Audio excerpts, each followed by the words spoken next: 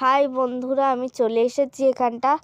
আমার একটুখানি গলাটা একটু, এখন তো শীতকাল তাই না, এখন তার জন্য আমার গলাটা একটুখানি বসে গেছে। তা এই যে সামনে যেই সরস্বতী পুজো আসছে, এটা নিয়ে একটা ঘটনা বলতে এসেছি। এই যে খুবই আপনারা যে ঠাকুরগুলো বানান খুবই সুন্দর হয় ও খুবই ভালো হয়।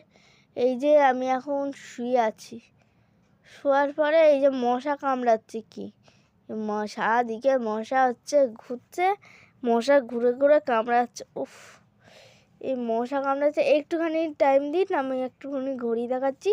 এখন বাজে 5টা 5।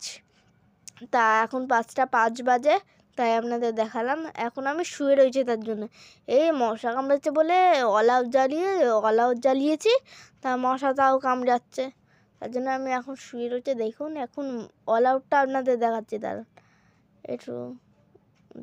এই মশা কামড়াচ্ছে, গা মা ফুলিয়ে দিচ্ছে, মশা উঠছে বটে অনেক। এই দেখুন, দাঁড়ান,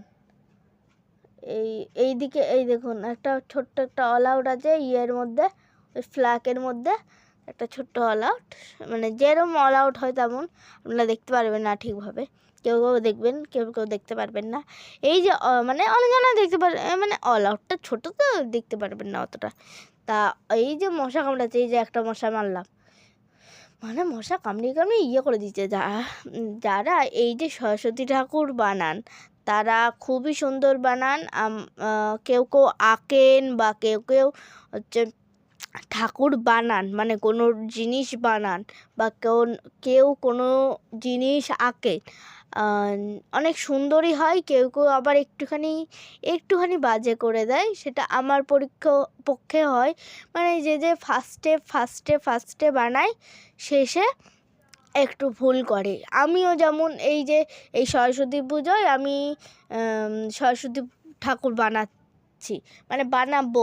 এই যে পরীক্ষা আছে, এই কালকে সোমবার, কালকে দিয়ে পরীক্ষা আছে, তাই এখন আমার বানানো হচ্ছে না। আমি এখন বীণাটা বানাচ্ছি, এই যেটুকু সময় পাচ্ছি সন্ধ্যেবেলা, সেইটুকু সময় দিয়ে এখন আমি বীণাটা বানাচ্ছি। অনেকজনই ভালো বানান, ঠিক আছে, আরও ভালো বানানোর চেষ্টা করুন আরও।